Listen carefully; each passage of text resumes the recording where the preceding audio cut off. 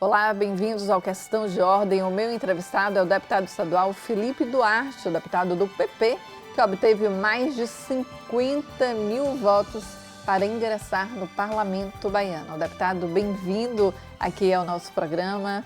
É um prazer enorme tê-lo aqui, a gente que já estava na expectativa, né, deputado, de entrevistá-lo, então é um prazer enorme. É isso, Fernanda, eu que agradeço aqui a oportunidade de estar aqui com vocês nesse importante veículo de comunicação que é a TV Alba, né, que a gente sabe o quanto representa para o estado da Bahia esse canal de comunicação. Eu que fico lisonjeado de poder estar aqui participando com você.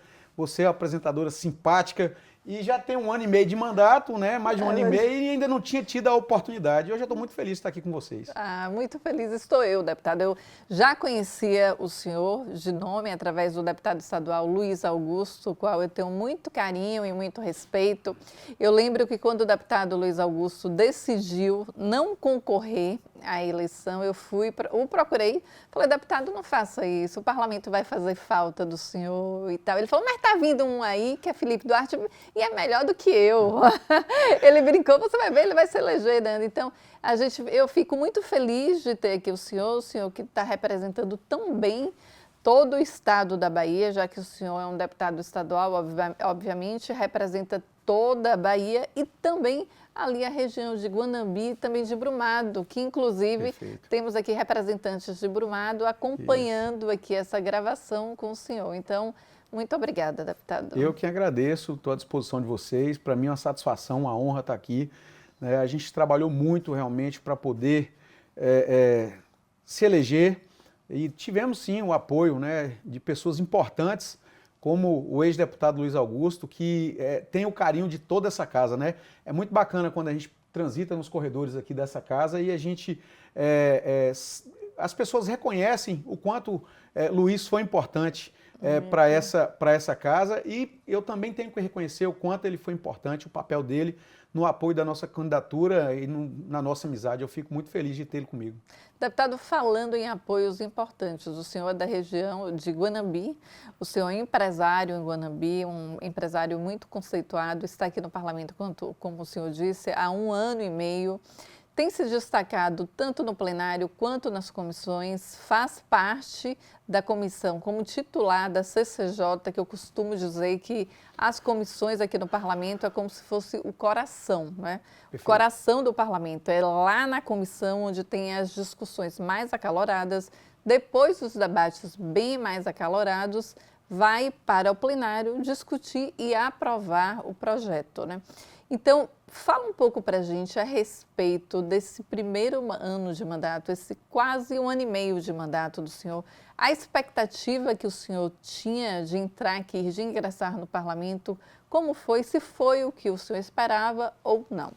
Fernanda, em primeiro lugar é o seguinte, eu confesso a você que na minha cabeça eu nunca pensei na possibilidade de ser um candidato e de virar um deputado estadual, né? Na verdade, eu venho do meio empresarial, né?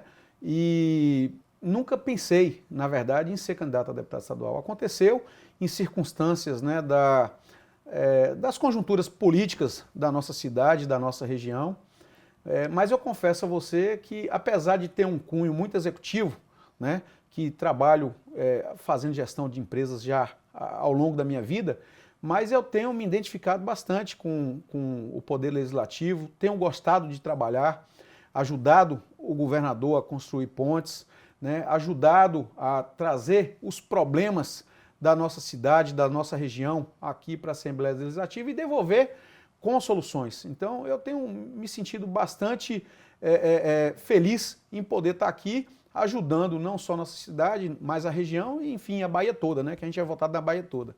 Senhor, o deputado, o senhor falou a respeito dessa ajuda que o senhor tem dado ao executivo, né?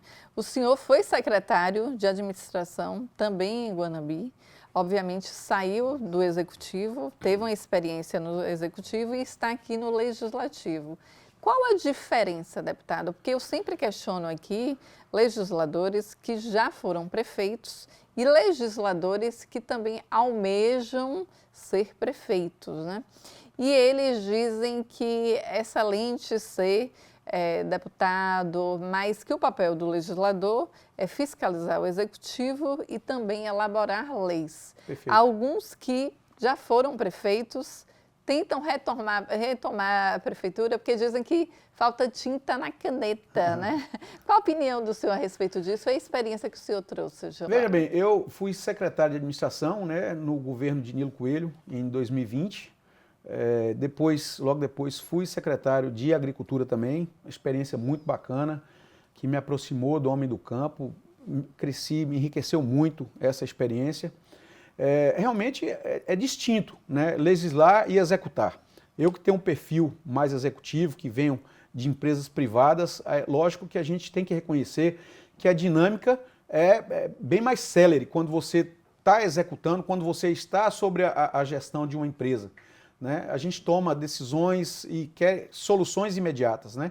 A gente tem que reconhecer que no poder legislativo, a gente tem esse papel de legislar, de trazer projetos para ajudar o governo estadual, ajudar a melhorar a condição da cidade e das pessoas. Mas eu acho importante, eu acho que são coisas distintas, você executar e você legislar. Eu acho que eles são complementos, né? É lógico que o papel do prefeito é muito mais relacionado com as pessoas, muito mais ligado diretamente com os problemas. Ele tem o poder de execução muito mais célere, mas é importante que tenhamos a Câmara dos Vereadores, a Assembleia Legislativa, o Congresso Nacional, para que a gente traga regulações que, como é que eu posso dizer, que tragam legitimidade, deixe os poderes mais legítimos, né? Trazendo também condições para que seja mais bem fiscalizado, né? Porque a gente sabe do perigo também de um executivo não ser fiscalizado. Então, eu acho que são poderes distintos, mas que se complementam, né? Então, a gente tem que compreender. Hoje estou como legislador, estou como deputado. Faço com muito amor, como tudo que eu fiz na minha vida. Faço com muita vontade, saio de casa todos os dias muito feliz para poder trabalhar. Dou a minha vida, se você acompanhar minhas redes sociais, você vai observar que eu dou a minha vida para o que eu faço. Então, eu tenho que me satisfazer e me sentir feliz nesse momento aqui agora. Afinal de contas, foram quase 52 mil votos que me foram confiados, né? Dos 417 municípios da Bahia, eu fui votado em 412, então não poderia ser diferente essa entrega, né, nossa a esse trabalho, esse compromisso que nós temos com as pessoas, com os prefeitos, com as cidades, com o governo do estado, em ajudar a melhorar as condições nos aspectos mais gerais, né, da população do nosso estado, das nossas cidades.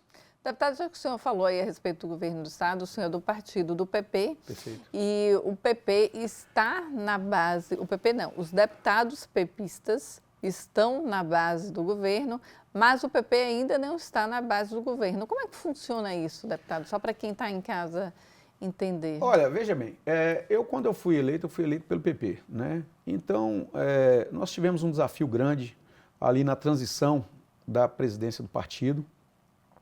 Todo mundo sabe da minha relação com o Ronaldo Carleto, né? Tenho uma relação pessoal, inclusive eu tenho uma gratidão também com ele, que ele teve uma participação importante na minha eleição. E lá atrás, quando teve essa queda de braço da disputa da presidência, o Ronaldo ele tomou uma decisão de sair do partido e fundar lá o Avante, né? Eu, logicamente, sou deputado, estou deputado pelo PP, né? A minha relação com o PP hoje, ela é mínima, né? Assim, o partido não teve essa compreensão da minha relação pessoal de amizade com o Ronaldo Carleto, mas isso não afeta o meu trabalho, não afeta a minha responsabilidade com o que eu faço. Portanto, eu trabalho sem observar nesse aspecto partidário, né?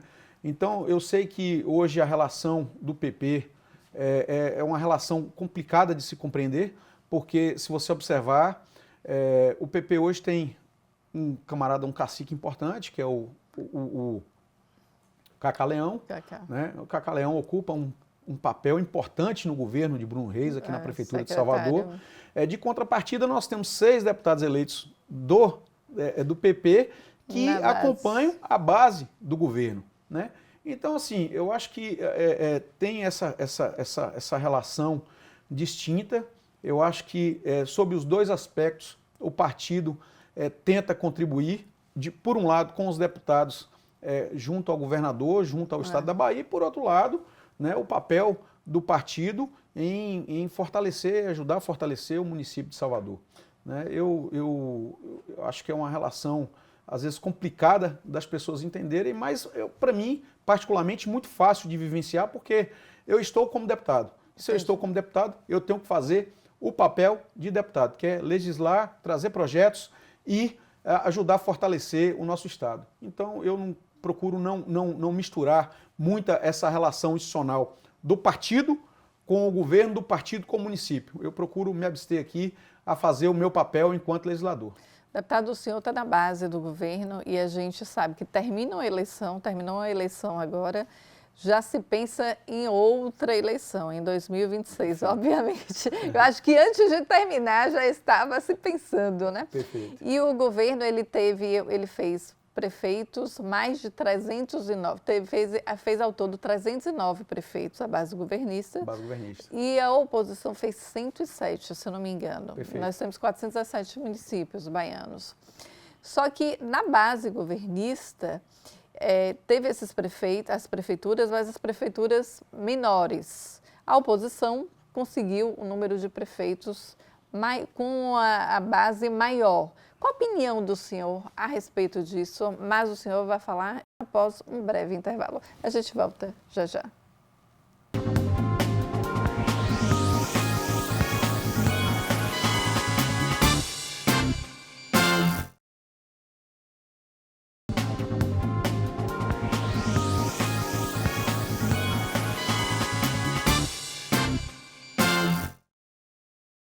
Voltamos com o deputado estadual Felipe Duarte, deputado do PP, da base governista.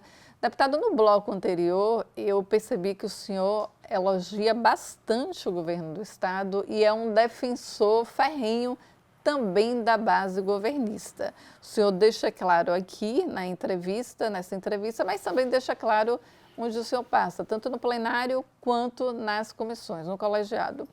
As eleições terminaram recentemente, há pouco mais de uma semana. O governo, obviamente, teve um número maior de prefeituras, conseguiu eleger mais prefeitos, 309 prefeitos na base governista e a oposição 107. Só que os números não falam por si. Por quê? Porque a oposição conseguiu um número menor de prefeituras, mas as prefeituras com o maior peso político, que eu diria a prefeitura maior, por exemplo, a Prefeitura de Salvador conseguiu, a Prefeitura de Feira de Santana, a Prefeitura de Juazeiro, Vitória da Conquista, Lauro de Freitas. Então, qual a opinião do senhor? Como é que o senhor vê esse quadro para 2026? Já que é uma expectativa muito grande, já está todo mundo começando a falar, não tem como. Primeiro, é uma pergunta muito pertinente e, assim, a gente sai de uma eleição já pensando em outra. Né? A verdade é essa. A gente ainda está se restabelecendo, né, desse processo eleitoral, que é um processo eleitoral severo, duro, mas já pensando no que vai acontecer agora em 2026. A gente vê o seguinte, que eu acho que não é na Bahia, não. Eu acho que o nosso país está muito dividido. Né? O país está muito polarizado e, assim... O que eu vejo, por exemplo, especificamente na Bahia, como a senhora bem disse, nós temos aqui um quadro distinto do que é normal de se ver.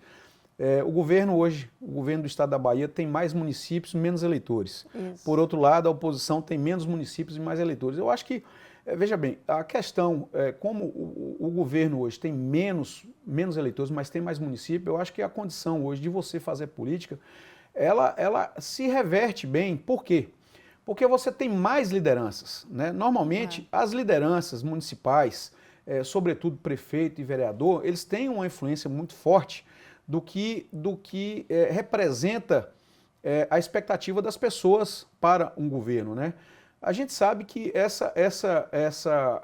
como é que se diz? Essa polarização, inclusive, em muitos pontos é importante, porque deixar o governo confortável também não é bom para a população. Não. Né? Então, eu acho salutar esse equilíbrio, essa queda de braço, porque como eu usaria aí uma metáfora do mundo empresarial, né? A concorrência ela é necessária, é salutar, porque ela obriga quem está disputando fazer o seu melhor. Né? Então, eu acho que agora, com esse panorama que nós estamos vivendo, obriga o governador Jerônimo, apesar de estar trabalhando, como a senhora falou, defendo o governo, defendo porque eu acho o seguinte, eu sou daqueles que eu prefiro ser ponte do que ser muro. Né? Então, eu prefiro ajudar a construir do que jogar uma pedra.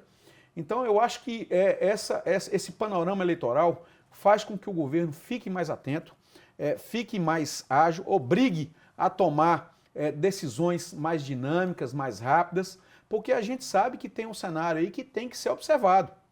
E isso faz com que o governo ele tenha mais responsabilidade. Não estou dizendo que o governador Jerônimo, nem que o seu governo não tenha responsabilidade, muito pelo contrário.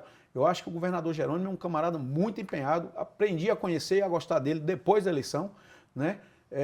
Todos sabem que eu não votei com o governador Jerônimo, né? Mas como eu bem disse e bem digo, hoje a minha relação é com o governo, então eu tenho um compromisso com o governo de ajudar o governo. Então eu acho que o governador, apesar de ser um homem dinâmico, apesar de ter um staff bem estruturado, mas este é um cenário que obriga a repensar as políticas e repensar as ações. Né? Faz com que o governo ele fique mais dinâmico, mais operacional. E isso que o senhor está falando, acho que Salvador é o maior exemplo, né? Porque o governo, ele governa todo o estado da Bahia, Salvador, Bruno Reis, né, governa a cidade do Salvador, e há essa disputa muito grande. E a população de Salvador que sai ganhando. Porque quanto mais investimento, aí o governo faz um investimento, aí a prefeitura faz outro, o governo faz... E essa disputa que o senhor diz, né, que é importante tanto no mundo empresarial, também é muito importante no mundo político. Com certeza. Agora nós saímos de uma eleição especificamente em Brumado, né, onde apesar do Avante estar na base do governo, né, apesar de eu ser um deputado governista, mas lá nós tínhamos um diálogo diferente. O PT tinha um candidato lá que não era o nosso candidato. E a gente viu isso de maneira muito clara. Né? Lá em Brumado, o governador levou alguns quilômetros de asfalto para dentro da cidade. A Embasa, que já não tinha uma relação com o município já de algum tempo, né, atuou muito forte no município de Brumado. Então, quer dizer, eu acho que o seguinte, é a disputa mais salutar que tem, porque essa é a disputa necessária, é a disputa que a população ganha. Eu acho que a política é isso, a gente disputar espaço, mas mostrando projeto, mostrando para que a gente quer fazer gestão, para que a gente quer o espaço político, que é justamente, no final das contas, defender um interesse coletivo. Né? E essa disputa é isso que nós estamos falando. Né? A gente vê a celeridade nos processos dos dois lados. Deputado, e Guanabi? Eu queria que o senhor falasse um pouco de Guanabi, na época que o senhor foi secretário de administração em Guanabi, e também o que Nilo Coelho representa para o senhor. Nilo Coelho, que é uma figura extremamente representativa, não apenas em Guanabi, mas em todo o estado da Bahia, né? Já que ele foi vice-governador. Olha, Fernanda, o que eu digo a você é o seguinte, que o papel de Nilo Coelho na história de Guanabi digamos assim, uma pedra fundamental. Né? Eu tenho muito orgulho de falar a respeito de Nilo, porque Nilo foi um homem que trabalhou, se dedicou, entregou a sua vida a construir Guanabi. E Guanabi hoje, ela é o que Guanabi hoje é uma cidade importante na região sudoeste, uma cidade importante no Médio São Francisco. Né? Nós temos ali um polo de serviços, de educação, de saúde, né? E isso tem muito esse papel de transformador que Nilo tem. Né? Nilo, que foi prefeito de Guanabi 3 vezes, foi vice-governador, foi secretário de Estado, foi governador, ele sempre teve um olhar muito peculiar para Guanabi. Guanabi, apesar de ser uma cidade deslocada geograficamente, que se você observar Guanabi pelo mapa, Guanabi está longe de um grande rio, não tem uma grande rodovia, não está perto do litoral. Então, eu acho que esse deslocamento geográfico que revelou-se em Guanabi, junto com a pujança dos homens e mulheres trabalhadoras daquela região, junto com o empreendedorismo, o dinamismo, o amor que Nilo Guanabi tem, foi a fórmula ideal para que ela se destacasse e fosse a Guanabi que ela é hoje, né? Eu costumo dizer o seguinte, que Guanabi não tem para qualquer lugar que você olhar, entendeu? Você vai ver, não vou dizer uma obra, eu vou dizer uma grande obra, uma obra estruturante que ajudou a dar um rumo diferente para a nossa cidade. Isso através, né, do amor, do que Nilo entregou para a nossa cidade. Lógico que tem todos os prefeitos que passaram por lá, todos os vereadores e vereadoras, todos os deputados têm um papel importante nesse processo. É um papel coletivo.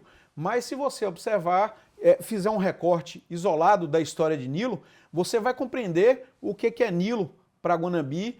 Eu tenho que compreender o que Nilo representa na minha vida política. Eu fui candidato em 2016, junto com o Nilo, fui candidato a vice-prefeito, perdemos a eleição por 802 votos.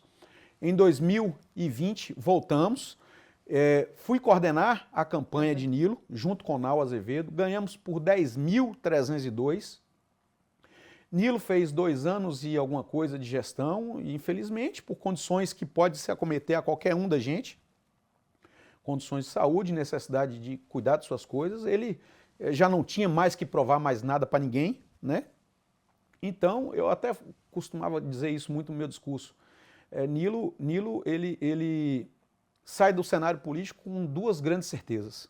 Uma, que ele deu a maior contribuição que um político poderia dar a uma cidade, e a outra certeza, que ele tinha um vice ao seu lado, que é o nosso atual prefeito, Nau Azevedo, que inclusive foi eleito com a maior votação que Guanabi já deu a um prefeito, foi agora para Nau, e ele tinha a certeza que Nau ia ser um grande prefeito.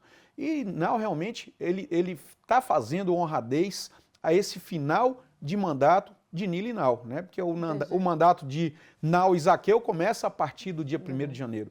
E eu tenho certeza também, Fernanda, que Guanabi está em boas mãos.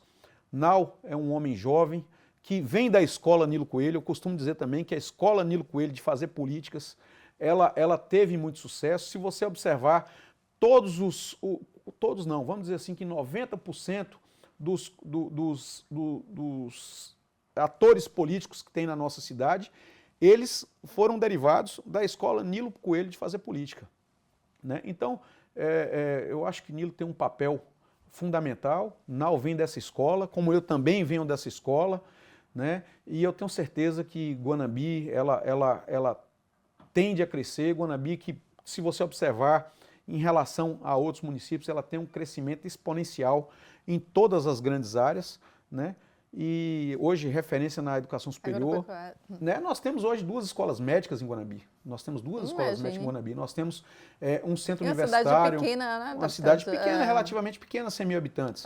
Né? Mas que tem uma população flutuante grande, né? Porque atende ali na microrregião 23 municípios.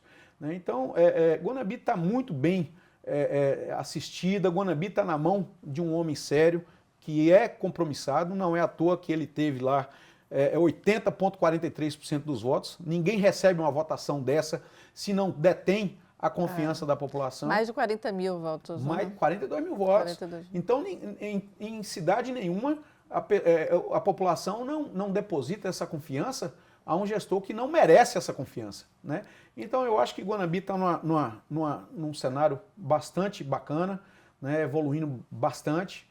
E eu tenho certeza de que Nau vai fazer aí, como o Nilo deu uma contribuição gigante para a cidade de Guanabi.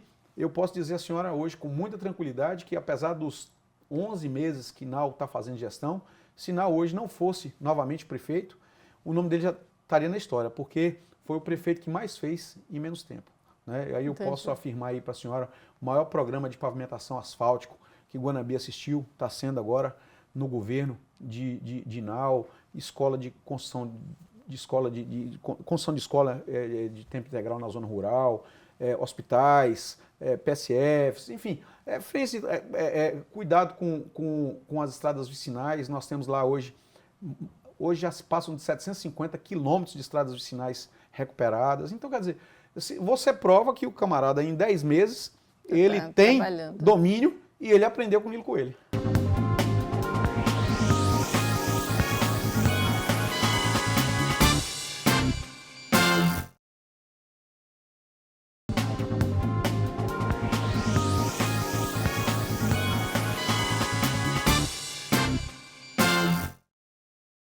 Deputado, o senhor falou aí várias vezes durante todo o programa a respeito da educação, da importância da educação. O senhor estudou tanto na escola pública quanto na escola privada. Perfeito. E hoje o senhor é um empresário também no ramo educacional. Eu gostaria que o senhor falasse a respeito sobre a importância da educação. E muitas pessoas, por exemplo, quando vem aí o senhor falando com tanto entusiasmo que a cidade de Guanambi tem faculdades, e tem faculdades, tem 2 de medicina, não é isso? Da importância, muitas pessoas não sabem, mas eu vou falar um pouco a respeito disso, que eu sou do interior. Então, é importante porque a pessoa que está no interior, ela não precisa se deslocar, ou seja, não precisa sair do município, ficar longe da família, é deslocamento, é aluguel, é transporte, é alimentação. Então, o custo seria mais que dobrado ou triplicado. Estando no município, mesmo que seja uma instituição particular, ainda sai muito mais barato e mais confortável por estar perto dos pais e da família. Se sente acolhida, né, deputado? É isso. O que acontece? Eu costumo dizer o seguinte, que a educação, primeiro, eu acho que nós temos que compreender que, apesar de ser instituição privada, ela tem uma chancela pública. Primeiro, o entendimento que as pessoas têm que ter. Então, nós temos que ter esse comprometimento, agora eu estou falando enquanto empresário, sim, com a educação, com os programas governamentais, né? A gente sabe que uma escola privada, com todo esse contexto que a senhora colocou, muito bem colocado aqui, mas ela ainda assim é privada, então nós temos que ter programas como FIES, como ProUni, que oportunizem as pessoas terem acesso, porque não adianta ter o público se não tem acesso. Então esses programas, eles vêm para poder democratizar o ensino no interior, né? Então, para além dessas dinâmicas todas que a senhora falou, da importância da educação numa cidade pequena, a gente sabe que Guanambi, por exemplo, a importância da nossa escola lá, da UniFG, como também da UNEB, como também do Instituto Federal, como a importância das escolas à distância, né? Ela dinamiza a cidade, ela ajuda a aquecer o mercado imobiliário, ela começa a importar pessoas ao invés de exportar, né? Então ela traz uma série de benefícios, ela traz uma série de fatores. A cidade fica mais jovem, né? Então, assim, ela traz uma série de fatores, é uma cadeia muito grande, né? E Guanambi, ela é muito bem hoje estruturada nessa questão da educação superior. Lógico que a gente sabe que é o seguinte, que a educação como a saúde, ela é o seguinte, elas são áreas de problemas contínuos, né? A todo momento nós precisamos melhorar. A gente sabe que na base da educação precisa ser melhorada, a educação infantil, a educação básica, a educação fundamental. A gente compreende, e isso eu posso falar agora um pouco enquanto empresário da educação, porque a gente vê a condição de muitos alunos, de muitos jovens que ingressam nas faculdades, né? Enquanto eu estava à frente ali daquela instituição, todos os semestres eu tinha que fazer um nivelamento, né? Fazer um nivelamento, resgatar as matérias, disciplinas de segundo grau, para que as pessoas retomassem e conseguissem pegar o ritmo da universidade. Então, eu acho que a questão da educação, ela é muito importante, você ter educação superior, mas é mais importante ainda o governo estadual, os governos municipais investirem nas escolas de ensino fundamental, nas escolas de ensino básico, porque a partir dali que vai sinalizar o jovem que vai entrar na universidade e sinalizar o profissional que vai estar no mercado, né? Então, eu acho que a educação, ela é um processo contínuo, baseado em 3 pilares, basicamente, né? Eu costumo dizer isso, e que é a estrutura física das escolas, os projetos pedagógicos e o corpo docente. E eu acho que o corpo docente é onde está a matéria-prima mais importante para que a gente tenha sucesso nas nossas crianças e nos nossos jovens. Nós temos que ter professores valorizados, nós temos que ter professores capacitados, porque são eles que vão reverberar nos nossos jovens, nas nossas crianças, as condições de aprender, né? É importante a gente ter um prédio bonito, é importante a gente ter uma sala de aula com ar-condicionado, mas é muito mais importante a gente ter projetos pedagógicos bem fundamentados e professores valorizados e capacitados para ensinar nossos jovens e nossas crianças. É ótimo o senhor falando a respeito disso, né, nessa semana que a gente comemora o Dia dos Professores, né, deputado? Deputado, infelizmente o nosso tempo está acabando, mas antes de terminar, eu só quero saber do senhor a respeito de uma eleição que está também muito próxima e que já movimenta os bastidores da Assembleia Legislativa da Bahia, que é a eleição para presidente da Casa. Perfeito. Como está sendo essa discussão, deputado? Eu sempre converso com alguns legisladores, na realidade eu converso com quase todos os deputados da oposição, da situação, deputado independente. E aí há uma expectativa muito grande em relação à eleição. A gente sabe que o presidente da Casa, o deputado estadual Adolfo Menezes, é um possível candidato. Muitos deputados que eu converso dizem que ele é um deputado, caso seja realmente candidato, é imbatível. Nós temos outras candidaturas que podem ser postas, que é o deputado estadual do PT, Rosenberg Pinto, e também a deputada estadual Ivana Bastos, do PSD. Mas os 2 deputados que eu citei agora já confirmaram que, caso o deputado estadual Adolfo Menezes seja mesmo candidato, apoia o legislador. Como está essa discussão, deputado? Olha, veja bem, em primeiro lugar, nós temos que ressaltar o bom trabalho que a Adolfo faz nessa casa, né? Nós somos em 63 deputados aqui e eu acredito que seja unanimidade, como a senhora bem falou. Todo mundo que senta aqui, que a senhora entrevista, que a senhora conversa, fala exatamente da facilidade de trânsito que a Adolfo tem. Eu sou um desses também, né? Não tenho absolutamente dificuldade nenhuma. Quero aqui parabenizar este colega deputado pelo trabalho que ele tem feito aqui à frente da nossa casa, dizer que ele valoriza, né, não só os deputados, mas todos os profissionais que estão envolvidos nesse processo da Assembleia Legislativa, e isso por si só já traz nas pessoas, já leva nas pessoas a vontade da renovação do seu mandato, né? Eu costumo dizer o seguinte, que eu só tenho o plano A, né, que é o plano Adolfo Menezes. Então, eu sou suspeito a dizer, lógico, tenho uma relação excelente com o Rosenberg, líder do governo, um camarada que, assim, eu não tenho absolutamente o que dizer, mas hoje eu tenho um compromisso com o Adolfo, né? Então, eu acho que a oportunidade da gente ouvir da vontade dele, se ele quer renovar o mandato dele, e eu, da minha parte, eu sou honesto a dizer à senhora que é o seguinte, que se ele se revelar candidato, eu tenho uma obrigação moral, até pela maneira que fui recebido na casa, pela valorização que ele me deu, pela facilidade do trânsito e do diálogo que eu tenho, pela maneira em que ele faz gestão aqui nessa casa. Então eu não consigo enxergar um porquê de uma possível mudança. Lógico que é o seguinte, nós somos em 63, todos os 63 têm direito a pleitear, mas também é possível que nós tenhamos as nossas preferências, né? Então eu não escondo dizer que hoje, se fosse hoje o pleito, a minha preferência de fato seria com Adolfo, né? E assim, temos que ouvir dele agora, né? Saber se ele quer, se tem condições de ser candidato, mas eu acho que aqui dentro dessa casa, Adolfo ainda é unanimidade. Deputado, muito obrigada pela presença do senhor aqui. Eu estava aguardando há muito tempo essa entrevista. É sempre um prazer enorme encontrá-lo, sempre no cafezinho, no plenário, nas comissões. O senhor sempre bem quisto, tanto por deputado da oposição, quanto por deputado da situação, deputado estadual, ex-deputado Luiz Augusto, tinha razão.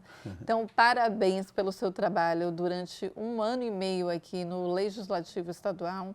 Está representando muito bem Guanambi e todo o estado da Bahia, deputado. Muito obrigada. Fernanda, eu que agradeço. Eu acho que essa questão da gente ter uma relação boa com as pessoas, ela tem uma fórmula única, que é o respeito, né? Eu costumo a debater política, né? Eu acredito que a gente tem que respeitar as opiniões, ainda que elas não sejam iguais às nossas, porque o contraditório ele é importante para enriquecer o debate, e eu levo, né, toda a minha história de vida dentro dessa forma do respeito, né? Eu que agradeço aqui a oportunidade de estar podendo falar para vocês, me coloco à disposição, quero aqui registrar e agradecer a presença dos meus amigos aqui de Brumado, sobretudo aqui do meu amigo vereador Arley, que já me acompanha e também me ajudou a estar como deputado.